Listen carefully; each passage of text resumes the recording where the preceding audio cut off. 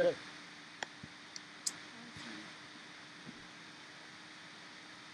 Yeah, we're good. Okay. Welcome back to another episode of B2B Mobile Live. This is our second episode. We're happy to do a new format today. We were actually scheduled to have one of our sales reps, Johnny, who's down in the Dominican Republic right now. Unfortunately, he can't join in with us, so what I decided to do was change the format of the show, and we're actually going to have a debate-style format today versus two iconic phones, really four, where we're going to talk about the series of the S21, made by Samsung, versus the iPhone 13 and the iPhone 13 series itself. Now, I will say this. For most people who do know me, I am a Samsung user, but I'm not going to be prejudiced. I'm going to let these two fine gentlemen, we have Fernando on my left, and then we have Raul on my right. Hello. And we're going to talk about the different components that are going into both manufacturing models. Both of them are super iconic. They're well known. The flagship models for both manufacturers. So we're going to talk about that. We're going to talk a little bit about the Barcelona trip that's coming up next week as well. And that's pretty much it. So without further ado, let's get this thing started. And I'm going to try to be as impartial as possible. Again, I am a Samsung user. I do see a lot of the specs, and comparison-wise, when you do look at the specs which you check out on Phone Arena, you will see the comparison documents for yourself, and I think you'll truly see who the real winner is. But again, it comes down to user friendliness and user, how each person uses their own phone, and then we'll go from there. Anyway, so without further ado, so we have the S21 versus the iPhone 13. So if you would like to start off giving your argument for Samsung, I think we can talk about, we'll talk about the display, we can talk about the battery, all the good things about it, and then of course we're going to Apple. Yeah, for sure, guys. Like I said, my name is Fernando. We're starting with the S21. I believe this is the S21. The good things about the S21 is that it's a pretty decent phone. You can put it in your hand, no problem. It's about 6.2 inches. The screen-wise, the pixels are 2400 times 1080. The cameras also one has two cameras on one. You can do two different angles. You can do 25, the one, and then pretty sure you can do a 2.5. And that's what I decided.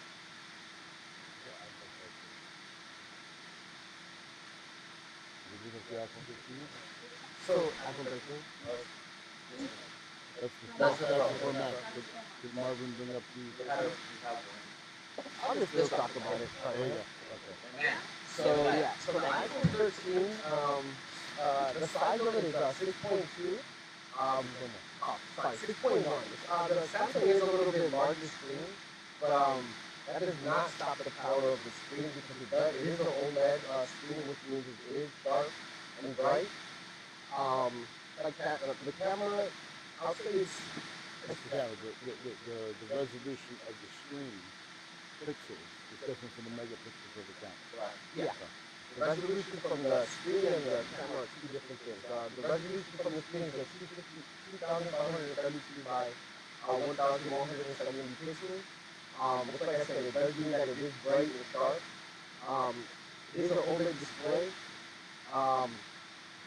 The thing that does fall back about the camera is I feel like it's better on the Pro version, but even though it's still a 13, it's still pretty well. And yeah, we have it in different colors.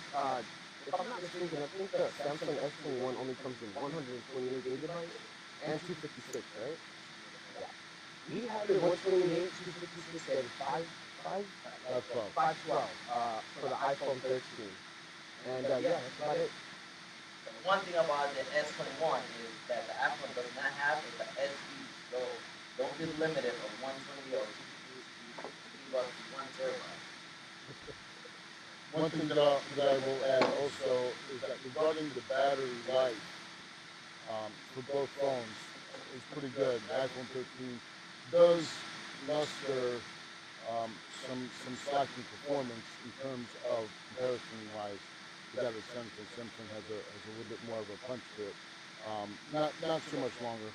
But one of the things that I think a lot of people don't know is that iPhone will put the iPhone that will put their apps to sleep a little bit faster, which will make their battery last a drop longer. Samsung, you have to set the phone in order to do that, which would enable that to make the battery last longer too. But both of them are set to certain standards, which are pretty good in the industry. But I think Samsung comes out with a little bit on edge on this one. The camera wise, I think that one of the things that's both of them are 12 megapixel camera. Right. Okay. Yep. The one thing that I think that Apple has in its favor is that while Samsung is a triple camera, which sounds nice, the Apple component is just a dual. It seems like you can do more though. And again, I'm a Samsung guy. I think you can do more from an artistic perspective, from that of Apple than to that of Samsung. If you could weigh in on a little bit more on that. Yeah. Like Scott said, the camera is a big difference. On the iPhone 13, it is a little bit more simpler, but once you get to the iPhone 13 Pro Max, you see the huge difference in the camera quality. A lot of people are worried about the iPhone with the whole battery percentage thing. The good thing is that UCB does guarantee battery percentage up 75% and higher. So we do check on that as well. Um, but yeah.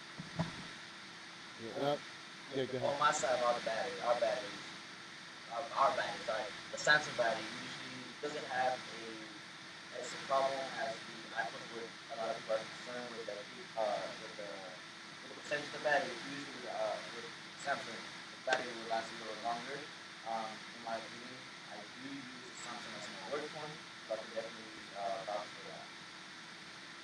One thing also that I think on the S21 Ultra, the camera I think has some more powerful function than that of the iPhone 13 Pro Max, just in terms of megapixel. I think the megapixel on the S21 Plus is 108 megapixels, That's correct. right?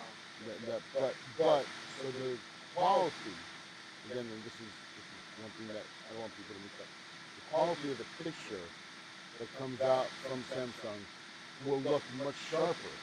However, if you're an artist and you're trying to edit your pictures, I do think that Apple has an edge over that of Samsung. That more people will have the the need, and this is all you know comes down to user guidance. That if a person who's working in that field that needs to take a lot of pictures, needs to do a lot of editing, Apple stands out. If a person's just taking pictures with your family and wherever you're going out on a sightseeing trip and stuff like that, and you just want to take regular pictures, I think Samsung, has the edge there. So, okay, so in terms of design, I think design really comes down to what your eye. Right.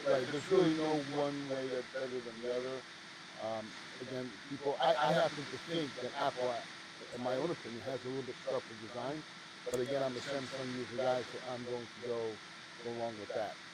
However, the bigger issue that I think that's on hand and is the cellular bandwidth capability. And I think it's clear to see that Apple has a lot more to offer than that of Samsung when it comes down to your regular models. Apple is more of a global phone, where Samsung seems to be more relevant in the United States. Not to say that it's not relevant in South America, but in terms of bandwidth capability, Samsung I think has is limited to certain bands. Apple is unlimited to almost any market on the global demand. But I mean, you talk about you've been to Dominican Republic, and we have a lot of clients from there. You're from Guatemala.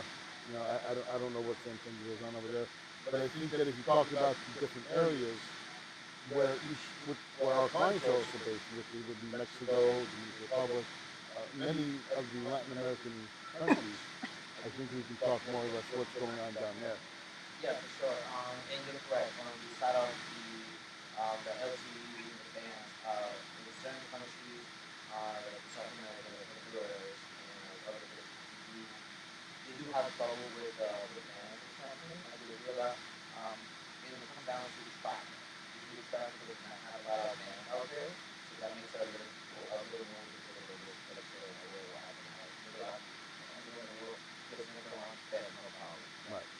thing that we have a lot is Verizon and mobile phones and Yes, stuff like that that. that usually more of a balanced area Okay. where everybody has different speeds and different waves.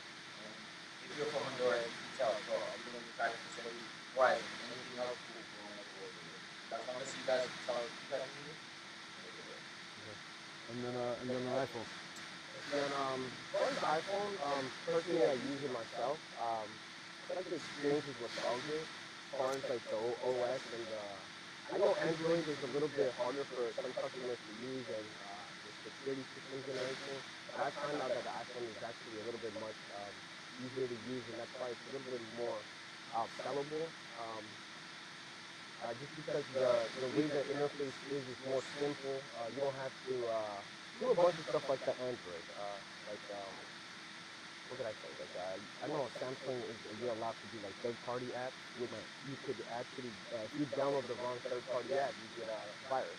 Yeah. You know what I'm saying? Right. Apple doesn't have that. We have a good security system, and yeah, that's one of the actually that's one of the selling points that iPhone always does. Is that the security system is pretty good. One thing I want to add that I think is a very interesting argument. My partner is a Apple user, and he was actually switching over to Samsung, not because of anything better. The only thing that he liked itself was that on Apple, if I'm not mistaken, you have time limits on your apps, and you can always request one more minute on Apple devices. For Samsung, if you cut it out, that's it. You know, so he wanted to actually switch over to Samsung for that one reason perspective, because he didn't want him to keep on clicking. Oh, give me one more minute, one more minute. Now, one thing that I want to add, so when he was actually doing this, he's like, I don't know how anyone uses Samsung. Because the phone is easy to use. Even though he's using it for the better reason, for to have more family time and everything like that. But he's arguing against Samsung, but yet he's switching over to it as well. So I thought it was kind of comical in that sense. Again, me being a Samsung user, I've used Samsung since I think 2011, maybe even before that. I think when I was first selling these mobile devices, um, this is when the iPhone 3G Yeah. first came out. The Samsung, I forgot the name of their first model. Um, Like the S3, no, the no, S3. it was before the S1. Oh, the S1. It was before the S1. It was one of the first ones. It was called I'm drawing a blank of what it was called. But I've been with Samsung for a long time, so people could say that I am biased towards it. I did switch over to Apple for about a day, and I was just like, how the heck does anyone use this? Yeah, I switched over to Samsung as well, and I did not like it because it's just a different experience, especially with like iMessage as well. Samsung. Right. Okay, that's right. Yeah, very good. So yeah, like Apple also has a quick note. That's why a lot of people don't when they switch over to Samsung, they're like weirded out because you know FaceTime, right? Yeah. You guys have FaceTime, but ours is like I feel like it's more improved than it is with Samsung. Yeah, It it's just just depends embedded on into the system yeah. itself. So, So yeah, it just depends on the user, honestly. right. And I don't know of too many people who can go back and forth from one phone to the other. It's very hard to switch. I mean, just for me with your back button on the left side, and the iPhone's like all the way up on top, and I'm clicking on the bottom. Like, what the hell is the phone doing? Oh, and then you gotta slide, and then click back. Yeah, and then people are using iPhones like, why do you have buttons down at the bottom for? You just need one button at the bottom. You know, so yeah, there's a lot of I think everyone will agree that it's going to come down to what each user likes. Obviously, it's going to be based upon what you prefer and what you're used to, and same thing on your side. And for the store owners as well, when they're trying to sell a cell phone, not walking into up to them and say, "Oh, you look like you should switch over." I don't think it works that way anymore. You know, maybe back when phones first came out, but it really comes down to if you're an Apple guy, you're going to stick with Apple. If you're a Samsung guy, you might switch out to other Android type phones, which will have Jimmy come on and do a little demonstration about that. But really, what it comes down to again is how the button layout is works. So, but now that we have spoken about Jimmy, if we can actually just switch, have him come on, and he's going to talk about one of our hottest selling items with the hot pepper. Hello everyone. Well, Welcome back, Hi, man. Jimmy. How you Hello. doing, Jimmy? Hi. My presentation is the hot paper Puya. Is the best real affordable tablet. If you want, give you to your customers. This is a gaming laptop. Gaming laptop. I'm sorry, gaming tablet. 'Cause you can use like a tablet. If you get a Bluetooth cable, it's good. Also the price for your customers want Want can use it like this tablet has 32 gigabytes and under 12 with cameras, front camera 5 megapixels and 8 camera rear. Oh, very good. Yeah, this is good. 2.0 gigahertz in quad core. Okay. It's the biggest. Let me show you how this look like. It's the biggest. And also for the boys, for the children who playing games and who see videos, that's a case. I like that case. Yeah. Right. Not too many tablets come with cases itself. This one tablets come with its own integrated case. You can save some money on games, the cases that are expensive. And protect and also coming with a screen protector. All these Puyas we are already testing, working. Phenomenal. Right.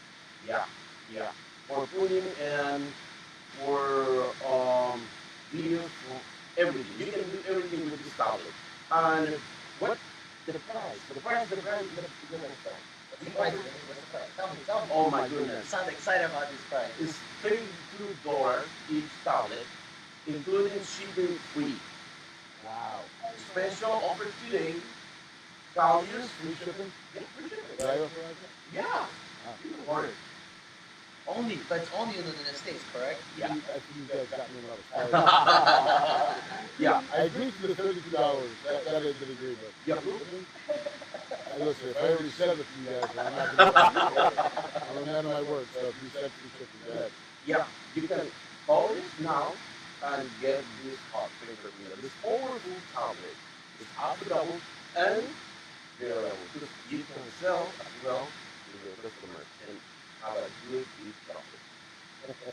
One thing that I want to add that's been that you left out, and it's a very important component to this whole thing with this tablet, very special tablet, is that it's a 4G LTE tablet. It's not just Wi-Fi. So if you want to hook up to Wi-Fi, that's all good and dandy. Most people can do their own Wi-Fi and use it, at home, or use it at your office, or use it anywhere that has Wi-Fi. But you can take this almost virtually anywhere except the airplane that use Wi-Fi. But if you're on the road and you want to just you're sitting in the back seat and going in an Uber or traveling or sitting down anywhere, you have connectivity 4G LTE, and then you can continue your gaming. So I think that's one thing that's really that makes this tablet stand out. To have a price point of $32, 4G LTE in your hand, ready to go wherever you want it to be. Certain limitations. Um, and then you have your Wi-Fi as well, which is obviously up to your own speed. But I think that's one thing that really makes this tablet really stand out. Yeah, most definitely. I've got this one and a lot of others who got the good reviews on it. This, this one versus the Pro 6. A lot of people think the Pro 6 is a little better. But if you really look into it and you look into like the speed of it and the things that it can manage, I believe the highlight is really going to be the Pro 6 out of it. Very good. Okay, that's it for today. It was a short show again. Johnny, we miss you. I hope you're safe in DR. I'll hopefully try to get you back on next week. I do want to wrap up just by adding one thing that we will be live in Barcelona. Woo! So that's not going to actually next week. Next week we're traveling to Barcelona. The week after we'll be live there. We'll do the live show at the show itself in the World Trade Center in Barcelona in Spain. Next week we'll do the show. Raul is actually traveling down to Barcelona, really up, west, we call it east actually, So he's actually traveling with Edwin. He will be there on Thursday. He leaves here Thursday. Maybe we can try to get a glimpse of while he's walking around in Barcelona. He shows some beautiful architect buildings and stuff like that, and we get a good fresh look of from Barcelona from the outside. And then when I go down there thereafter, we can get a good look at Barcelona from the inside at the World Trade Center. So we hopefully will see you there. We'll hopefully see you on the camera live as well. If anyone needs free passes, please don't hesitate to contact us or contact me, and we'll be happy to get you a free entrance pass to the show, which is basically it's a $300 value, maybe $350. So save yourself some money, contact me, we'll get you the free passes, we'll get you into the show. And it's concurring with the MWCA show, the MWC show as well. So if you're in the Barcelona area, come by, stop by the GSM Exchange in the World Trade Center, which is going to be a little bit further away from where MWC is. It's not too far, you can walk right over. I'll be happy to see you in person. Thank you again for joining us with BDB Live. Make it a great day. Be there or be square.